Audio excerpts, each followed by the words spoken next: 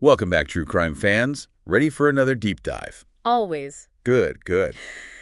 Because today we're going deep on one of the most talked about cases ever, the Menendez brothers. Oh, yeah. A case that just keeps on giving. It does. Decades later, and people are still talking about it. And we're going to talk about it too. Let's do it. So you know the basics, right? Two brothers, wealthy family. Beverly Hills. Yeah. Accused of murdering their parents back in 1989. Brutal murders. Brutal. But of course, there's always more to the story. Oh, way more. So much more than just those headlines, right? Exactly. And that's what makes this case so fascinating. It's staying power. It's true. Like, even with all the new true crime stuff that's coming out. Documentaries, podcasts, you name it. Even TikTok. Right. It feels like every generation rediscovers this case. Oh, totally. And finds something new. Find something new to be like, oh, wow, this is crazy. Whether it's the crime itself, the abuse angle, family secrets. Yeah, and there's always new stuff coming out too. There is. And recently, some brand new evidence has emerged. Potentially rewriting this whole story. Yeah, so get ready to unpack all the twists and turns and mysteries that make this case a total classic. Absolutely. A classic for a reason. It really is. And, one of the things that keeps drawing people back in is that it really challenges how we think about wealth and privilege. It does. It totally does. We think about these horrible crimes happening in, dark alleys. Yeah, exactly. Not in a Beverly Hills mansion. Right. So this case, it just blows that whole illusion wide open. It does. So let's actually rewind. Way back to August 20th, 1989. Okay. So picture this. José and Kitty Menendez, right? Okay. Relaxing in their Beverly Hills mansion, and then Violence. Unimaginable violence. It's just unreal. So José, he was a successful executive in the entertainment industry. Yeah, big player. And he was shot multiple times. In the back of the head. Kitty, she tried to escape. She was also gunned down. Oh, it was a bloodbath. A total bloodbath. The scene was just horrific. Yeah. And it sent shockwaves. Through Beverly Hills. Oh, yeah, and beyond. Beyond. Totally. So initially, the investigators, they were stumped. Completely. The level of violence. Yeah. It pointed to a professional hit, right? Especially with his connections, right? Yeah, all those connections in the industry. Entertainment industry, yeah. Lots of possibilities. So a planned hit, at first, it seemed like a real possibility. It did. But as the investigation went on... It started to shift. Yeah, and it shifted to... The sons... Lyle and Erik. Lyle and Erik. And here's where the story gets really interesting. Oh, yeah. So in the weeks after the murders, the brothers go on a massive spending spree. Massive. I mean, they were buying luxury cars. Designer watches, clothes. They even bought a restaurant. A restaurant. I know. Wow. They burned through a ton of their inheritance. Hundreds of thousands of dollars. Yeah, and that became a huge red flag. Of course. For the investigators. Yeah, I mean, that kind of spending. It's excessive. Even for Beverly Hills. Oh, absolutely. Yeah, and it painted this picture of them just being indifferent. Yes. Cold, calculated. To their parents' deaths. Exactly. Okay, so we've got brutal murder. Yep. Sons living it up. Red flags everywhere. Red flags everywhere. But what really blew this case wide open was Erik's confession. Yes, the confession. To his therapist. Dr. Oziel. Dr. Oziel. And this is where things get a little murky. A little bit, yeah. So Dr. Oziel, he was concerned. As he should be. He was concerned about the potential danger. Right. That Erik posed, so he started recording their sessions. Their therapy sessions. Yeah. And get this, Erik didn't know. Oh, wow. Didn't consent to being recorded. That's a big no-no. It is. In therapy. It became key evidence. In the trial. Wow. I know. Wait, so therapists can just record their patients? Well, it's a tricky situation. Ethically murky. It is. Very controversial. Yeah. And the defense team, they fought hard. Oh, I bet. To keep those tapes out of the courtroom. Of course. They argued it violated doctor-patient confidentiality. Which, is like the foundation of therapy. Exactly, the foundation. Yeah. But the judge ruled that the potential danger to the public outweighed that. Outweighed those concerns. And the tapes were allowed in. Wow. Okay, so these secret recordings... Yeah. They become a key piece of evidence in a double murder trial. Yeah, you can see why this case is a true crime favorite. Oh, absolutely.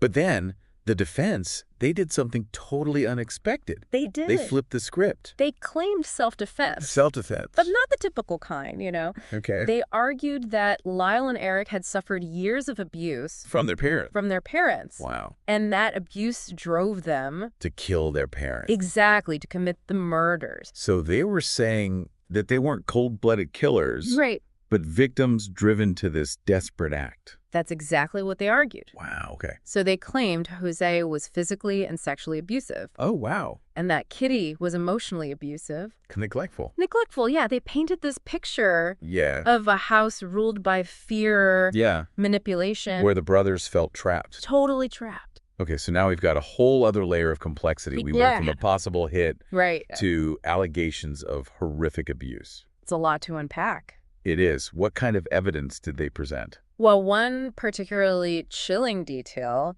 came from Erik's testimony. Okay. He talked about contemplating suicide as a way to escape his father? His father's abuse. He felt so hopeless. Oh, gosh. So trapped that suicide seemed like his only option. It's heartbreaking. It is. What must have been going on? Behind closed doors. In that mansion. In that seemingly perfect Beverly Hills mansion. Yeah, did people believe their story? Well, the public was immediately divided. I bet. Some saw them as manipulative. Right. Using this abuse defense. To escape punishment. Exactly, but others were more sympathetic. Yeah. They acknowledged that you never really know what happens behind closed doors. You don't. Even in those picture-perfect families. Yeah, it's like classic true crime dilemma. It is. You're trying to separate fact from fiction, motive from manipulation. Absolutely. So how did the prosecution respond to this? Well, they focused on how carefully planned these murders seemed. Okay. And, of course, the spending spree afterward. Oh, right. They argued that even if the abuse happened, it didn't justify the cold, calculated killing. So they were saying even if they were victims, they were still cold-blooded killers. That's exactly their argument. Wow. So what happened? Were they found guilty? Well, the first trial, back in 1994, it ended with a hung jury. What? Yeah, the jurors were totally split. They couldn't agree on whether the abuse claims justified the murders or not. Wow. Okay, so we'll have to pick up the story there. We will. But first, a quick break. All right. Please like, subscribe, and comment. Yeah. So that first trial, total deadlock. A hung jury. Couldn't reach a verdict. Wow. Seemed like those abuse claims had created enough doubt to prevent a conviction.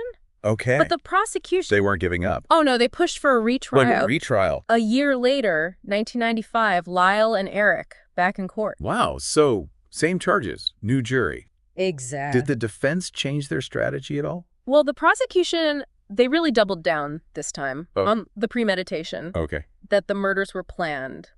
Driven by greed. Greed, okay. They brought up those movie tickets again. And movie tickets. Remember? The brothers bought them. Oh, yeah. The night of the murders. Right. Okay. To create an alibi. Exactly. The prosecution argued that this showed a carefully planned act, not some desperate act of self-defense. So they were saying even if there was abuse, it doesn't justify... A cold, calculated way. They killed their parents. Exactly. And it worked. This time, the jury agreed. Wow. Guilty on all charges. First-degree murder. Wow. Life in prison, no parole. Life without parole. Wow, that's a... heavy sentence. It is a heavy sentence. So they rejected that abuse defense. It seems that way. Okay, but like we said earlier, this case, it keeps coming back. It does. Why is that? What brought them back into the spotlight after all these years? Well, true crime is huge. It is. Especially in the 2010s. Oh, yeah? We saw this explosion of documentaries, podcasts, TV shows. Everyone loves true crime. They do. And the Menendez case, it's perfect for that. It's so dramatic. Oh, So many twists and turns. Totally. And now, with social media, everyone's an armchair detective. That's true. I've seen it. TikTok especially played a big role. Really? Yeah, in bringing this story to a new generation. Exactly. People were breaking down the courtroom footage, sharing their theories. Memes, probably. Oh, definitely memes. It's crazy. It's a whole new wave of interest, especially around those abuse allegations. Social media can be powerful. It can be, for better or worse. It's true. But in this case, it got people talking. Okay, so all this new attention. Yeah. Did it actually change anything legally for the brothers? That's where things get really interesting. Okay. 2023, Roy Rossello. Very Rossello. Wait, the singer? The one and only. From Menudo. From Menudo. Wow. Okay, what about him?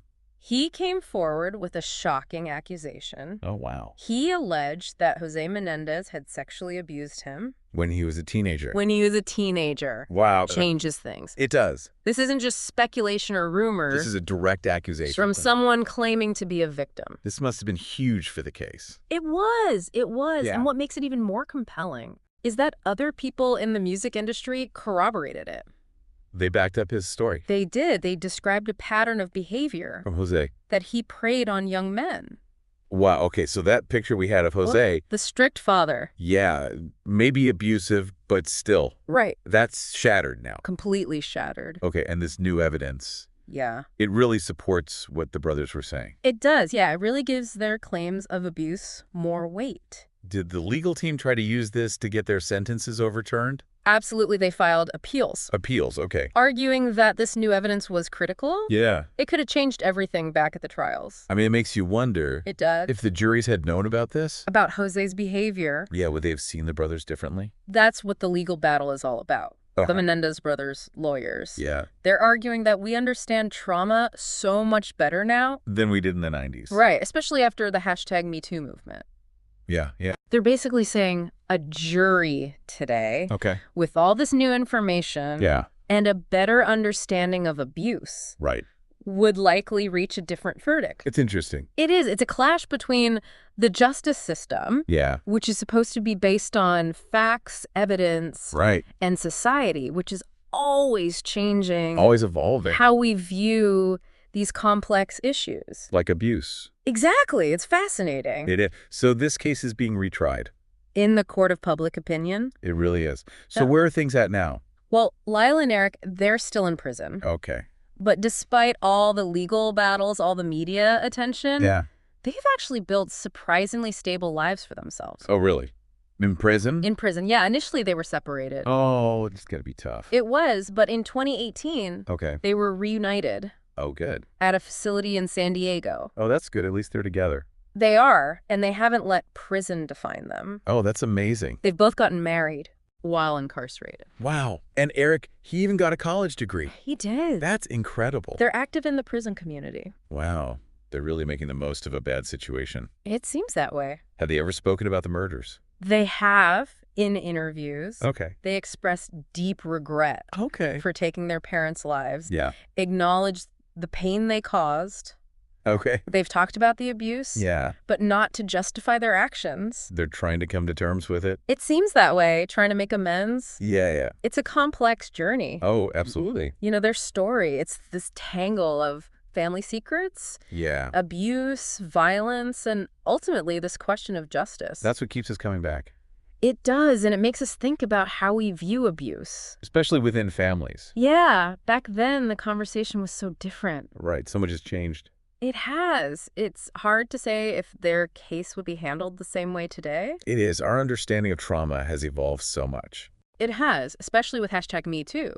Yeah. It really brought those conversations to the forefront. Yeah, makes you wonder. It does. If a jury today would see things differently. With all this new information and this new understanding of abuse. It's hard to say for sure. It is, but that's what makes this case so fascinating. It really is. It's not about easy answers. No. It forces us to confront our own biases. Our assumptions about guilt, innocence. And the nature of justice itself. It's true. Yeah, it makes you think. It really does. This Menendez case, it's not just another true crime story, is it? No, it's more than that. It's like this cautionary tale. About families. The dark side of family. The secrets, the abuse. The violence, and then, you know, how does justice even play into all of this? It makes you question everything. It does. It makes you think about how we define justice. Especially when it's hard to tell who's the victim and who's the perpetrator. Yeah. Yeah, it's like that line gets blurred. It does, and that's what makes this case so powerful. It's true. It's like a microcosm. Of a much bigger conversation. About accountability. Forgiveness, redemption. Can people really change? It's a question we're still grappling with. as a society. Absolutely. So where does this leave us? Us, the true crime fans. Yeah, like what's the takeaway from all of this? I think the Menendez brothers' case, it reminds us that we can never truly know what goes on behind closed doors. We can speculate. We can analyze the evidence. So we'll never have the whole picture. It's a reminder to be more compassionate. To try to understand. That even the most shocking crimes can have layers of complexity. That we may never fully grasp. Exactly. It reminds us there's always more to the story. Always. And to question our assumptions. To be critical thinkers. And to be open to the possibility. That things might not be what they seem. Exactly. So after this deep dive, what do you think? About the Menendez brothers. Were they cold-blooded, driven by greed? Or were they victims of abuse pushed to the edge? Was justice served? Or is there more to this story? We've explored the evidence. We've debated the arguments. We've looked at the psychology. Now it's your turn. What do you believe? Please like, subscribe, and comment.